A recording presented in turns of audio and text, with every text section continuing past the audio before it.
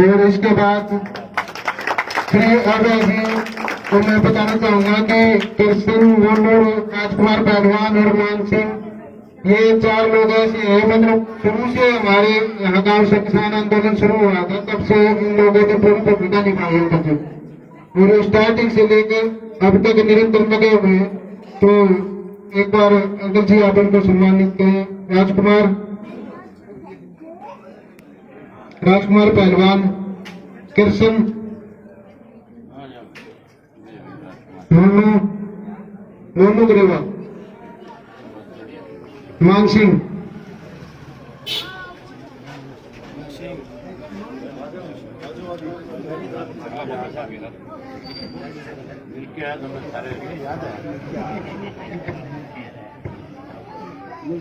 मोनू मोनू मोनू और मान। तो ये वो साथी है जो किसान आंदोलन में दिन रात जो है मेहनत कर रहे हैं और किसान आंदोलन के प्रति जो है पूरी समर्पण भाव से जो है लगे हैं। अब श्री सोनू राठी जी जो है, जो आज के इस प्रोग्राम के संचालक हैं और आयोजक हैं, वो श्री अभय सिंह चौटाला को जो है मोमेंटो भेंट कर सम्मानित करेंगे।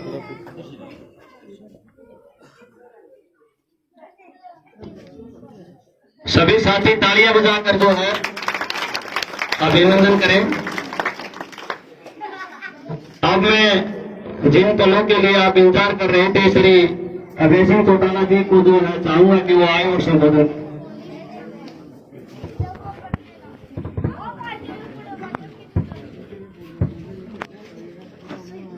आदर और सम्मान के पार्टी के प्रदेश के महासचिव श्री सुनील लंबा जी, पार्टी के जिला के अध्यक्ष श्री रवि मैमिया जी, महिला के अध्यक्ष बहन इंदु कुमार जी, आज के आपके इस कार्यक्रम के आयोजक सोनू राठी जी, बहुत ही मान और सम्मान के योग नामदारों के मेरे आदरणीय पिता तुल्य बुजुर्गों, नौजवान साथियों, जहां तक घरों में मेरी आवाज जा रही है, सुन रही माताओं और बहनों,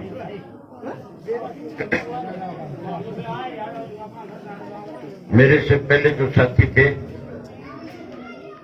उन्होंने आपके बीच में आज के हालात पे चर्चा की। बीजेपी की केंद्र और प्रदेश की सरकार बनने के बाद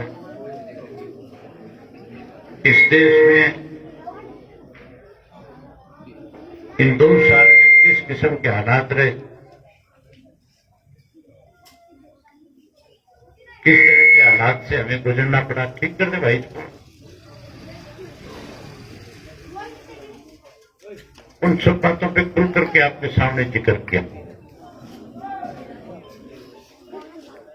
नई सरकार बनने के बाद उम्मीद तो ये करते थे कि सत्ता में आने से पहले बीजेपी के लोगों ने जो वायदे किए थे वो पूरे करेंगे। भाजपा के लोगों ने वायदा किया था कि सन 2022 में हम किसान की आय को 2 गुना कर देंगे। बीजेपी ने वायदा ये किया था कि सत्ता में आने के बाद पढ़े लिखे नौजवान को 2 करोड़ बच्चों को रोजगार और नौकरी देंगे।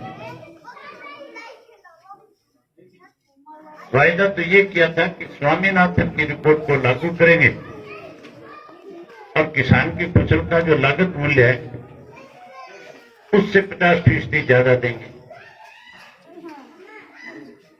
जब किसान अपने धान की फसल सरकार बनने के बाद मंडी में बेचने गया तो इस उम्मीद के साथ गया था कि अब की बार 50% धान की कीमत ज्यादा मिलेगी, लेकिन मंडी में धान ले जाने के बाद नमी के नाम के ऊपर 300 रुपए किसान की जेब से निकालने का काम किया, नमी के नाम पे पैसे काट लिए। और जब नवी के नाम पे पैसे काटे तो हमारी विधानसभा का सत्र चल रहा था। मैंने मुख्यमंत्री से पूछा था कि उम्मीद तो हम ये करते थे कि आप अब की बार कीमत बढ़ा करके दोगे, बोनस दोगे, लेकिन 300 रुपए नमी के नाम पे काट लिए। आप इतना बता दो कि ये पैसे किसके खाते में गए, ये पैसे मिल के मालिक के खाते में गए, ये पैसे आड़तिए के खाते में गए, या तो सरकारी एजेंसी इस धान की खरीद करके उसके खाते में गए। मुख्यमंत्री के पास कोई जवाब नहीं था। मुख्यमंत्री ने हमारे से विधानसभा में वायदा किया था कि मैं इसकी जांच कराऊंगा। 2 साल बीत के आज तक कोई जांच नहीं हुई। किसान की जेब पे डाका डाल दिया, किसान को 300 रुपए क्विंटल के हिसाब से कम दे दिया। उस दौरान जब धान की फसल बिकली थी और सरसों की किसान की फसल पक करके तैयार थी, कोरोना जैसी महामारी ने हमारे देश में भी दस्तक दे दी। कोरोना की महामारी का डर इतना था, भय इतना था कि पूरी दुनिया के लोग उससे भयभीत थे। हम भी रोज टेलीविजन पे, रेडियो पे, अखबारों में जब पढ़ते थे, देखते थे तो डर लगता था कि पता नहीं इस बीमारी के आने के बाद क्या होगा। और उसी दौरान मार्च के महीने के अंदर लॉकडाउन लग गया। लॉकडाउन लगाया तो इसलिए लगाया गया था इस बीमारी पे काबू पाने। उस बीमारी पे काबू पाने की बजाय किसान की सरसों की फसल भी सरकार में बैठे लोगों ने लूट ली। अब जब गेहूं बेचने गया मंडी में तो कोई खरीदने वाला नहीं था।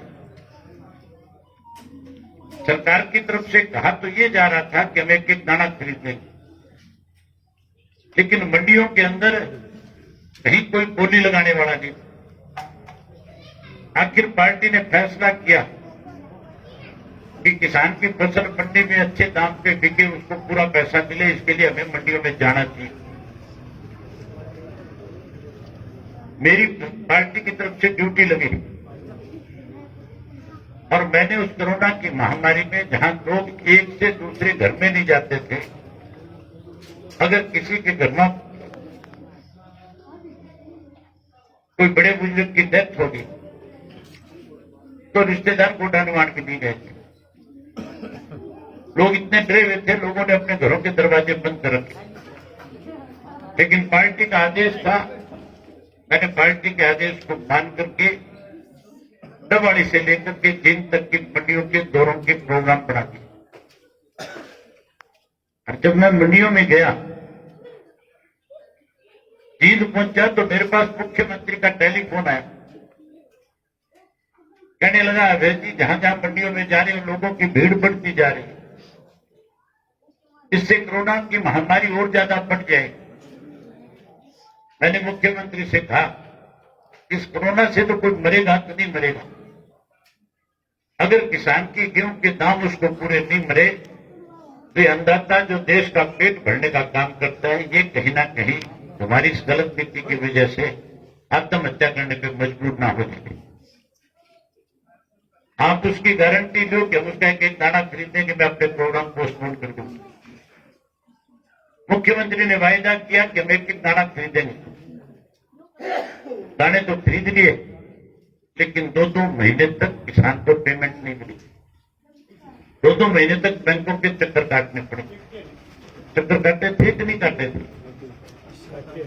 2-2 महीने चक्कर काटे।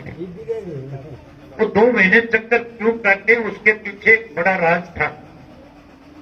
सत्ता में बैठे लोग जो थे वो जहां किसान को कमजोर करना चाह रहे थे, वहीं अपनी जेबें भरने का काम करने पर लगे हुए थे। 17,000 करोड़ रुपया गेहूं की खरीद के लिए केंद्र की सरकार की तरफ से हरियाणा की सरकार को मिला,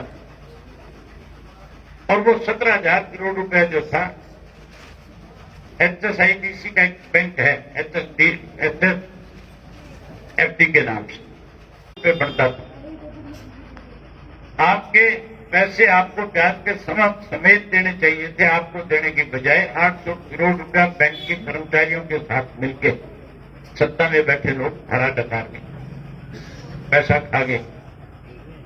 इस कोरोना की आड़ में जहां आपको बचाना चाहिए था, जहां आपका इलाज करना चाहिए था, जहां आपका हौसला बढ़ाना चाहिए था, जहां आपने सरकार को विश्वास पैदा करना चाहिए था, गरीब आदमी को राशन पहुंचाना चाहिए था, और ज्यादा तुम्हें लूटा जाए इसके लिए अगली योजना बढ़ा दी।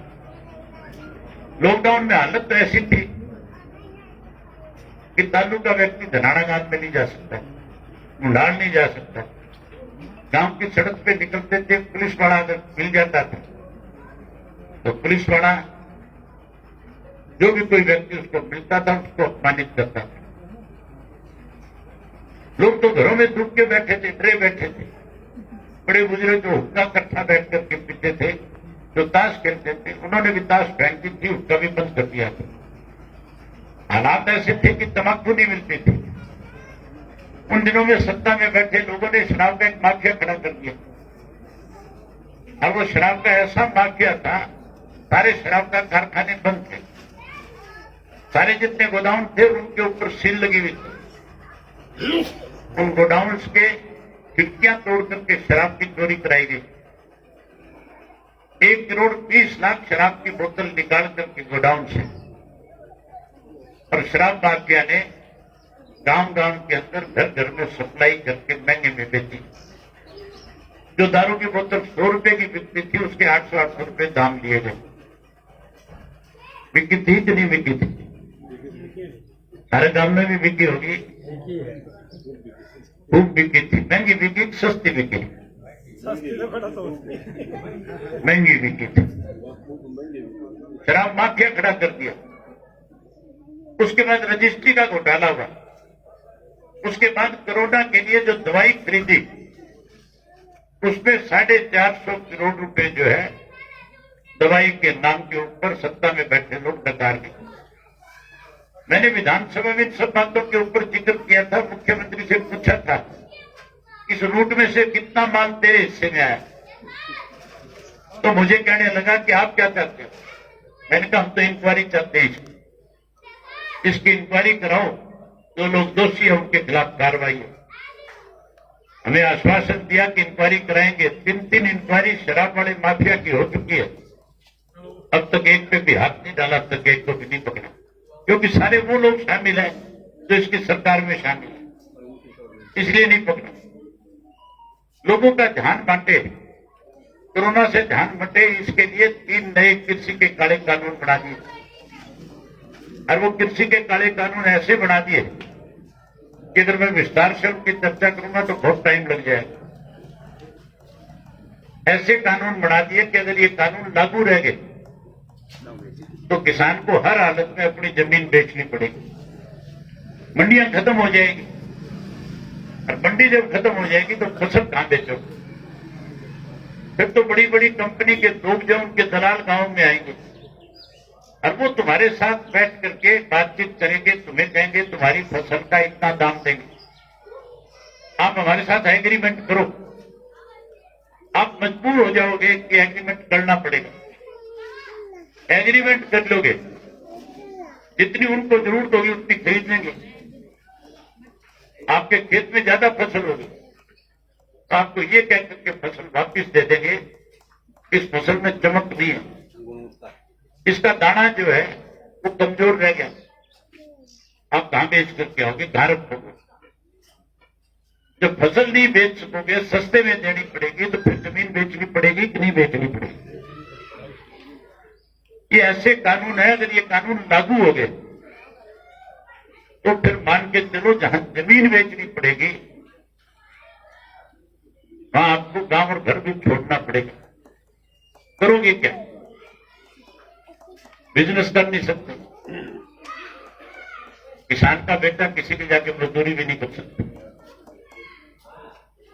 ये मार केवल आप पे नहीं है, इसकी वजह से छोटा दुकानदार भी मरेगा, इसकी वजह से मजदूर भी कमजोर हो जाएगा। किसान कैसे बचे, इसके लिए 8 महीने से लोग लगातार लाखों की संख्या में धरने पे बैठे हैं। मैं उस धरने के अंदर से रोज निकल करके आता हूं। जब भी दिल्ली से गांव की तरफ जाता हूं तो टिकरी बॉर्डर के अंदर जो धरना लगा हुआ है उसी रास्ते से आता हूं। यहाँ पे तालू गांव वाले भी मुझे मिले थे, इनके पास भी रुका था। मैंने इनसे पूछा कितने दिन हो गए, मेरा तो शुरू क्या ही बैठे। बधाई देता हूं आपको कि आपने किसान आंदोलन को मजबूर करने के लिए अपने गांव की ड्यूटी लगा रखी है। जहां आपने ड्यूटी लगा रखी है वहीं आपसे निवेदन करना चाहूंगा कि ये आंदोलन कमजोर ना पड़ जाए। इसके लिए जो खाली समय हो, तो आज तो आपके गांव की संख्या में मुश्किल से 5, 7, 10 लोग बैठे हो। खाली समय में संख्या बढ़ाना ताकि सरकार पे दबाव पड़े और ये कृषि के 3 कानून जो है वापिस हो जाए। ये जो पढ़े लिखे नौजवान बच्चे हैं गांव के, इन बच्चों को बहुत बड़े बड़े समझदार दिखाए गए थे। इनसे कहा गया था तुम्हें रोजगार देंगे, नौकरी देंगे। कुछ ऐसे लोग भी थे जो चौधरी देवीलाल के नाम की राजनीति करते थे और चौधरी देवीलाल के नाम की राजनीति करके उनके नाम का वोट लेकर के कहते तो थे उनकी नीतियों को बढ़ाएंगे, लेकिन उनकी नीतियां तो बीजेपी के गिरवी ले जाकर के रख दी। अरे नौजवान बच्चों से ये कहते थे कि तुम्हारी छाती पे फिता नहीं रखने देंगे, तुम्हें तो सीधा भर्ती कर देंगे, सीधी नौकरी लगा दी। इनको बरगलाया था। इनको ये समझदार दिखाए गए थे कि युवा चीफ मिनिस्टर बनेगा और युवा की सरकार बनेगी, युवा राज करेगा। लेकिन इनकी भावनाओं को बीजेपी के गिरवी रख दिया। इन्हें विश्वास दिलाया गया था कि नौकरी नहीं मिलेगी तो 11,000 रुपये बेरोजगारी भत्ता देंगे। क्यों भाई मिलता है 11,000 रुपये भत्ता के किसी को? तो एक पढ़े लिखे के घर आते होंगे 11,000। जिसने जेजेपी के कड़े पैर रखे थे उनके तो आगे होंगे। एक ये थारे गांव का राजवीर होया करता था, राजवीर के घर तो सब कहते होंगे 11,000 है। आते हैं कि नहीं आते हैं? इन जेजेपी वालों ने तो 11,000 ही भेजे। हमने तो 11,000 की बजाय 51,000 तक भी भिजवा रखे हैं। भतीजा ला रखे कि नहीं ला रखे? लगा रखे है कि नहीं लगा रखे? कई लोग भूल जाते हैं, कई लोग यूं सोचते हैं यहां दाब लग के आके और लगा देंगे। यूं पता नहीं 2 घड़ों पे जो सवार होता है उसकी हालत बहुत खराब हो जाती है। मेरा कहने का मतलब है कि स्वार्थी ना बनो। स्वार्थी बनने की बजाय अपने बच्चों का भविष्य बनाने के लिए ऐसे लोगों से बचो जो केवल और केवल गुमराह करने का काम करते। तुम्हें चिंता करने की जरूरत नहीं है। आज बीजेपी जेजेपी से लोग नफरत करते हैं। आज लड़ाई अगर किसी राजनीतिक दल के बीच में रहेगी तो कांग्रेस और इंडियन नेशनल लोकदल पार्टी के बीच में रहेगी। कांग्रेस पार्टी की दाल भी जूतियों में बटती है। आने वाले समय में अपनी पार्टी को मजबूत करो, अपना राज बनाओ, जहां एक के घर से पढ़े लिखे नौजवान बच्चों को रोजगार और नौकरी देंगे। अगर कोई नौकरी से वंचित रह गया तो चौटाला साहब के राज में पढ़े लिखे जो बच्चे थे उनको 5100 रुपये बेरोजगारी भत्ता मिलता है। अब क्योंकि समय बढ़ गया, महंगाई बढ़ गई, अब की बार राज बनाओ, 21,000 रुपये बेरोजगारी भत्ता घर बैठे थे। जहां आप लोगों को मजबूत करेंगे वहीं आपसे निवेदन करूंगा कि किसान आंदोलन को मजबूत करना। करोगे आंदोलन को मजबूत? बहुत धन्यवाद।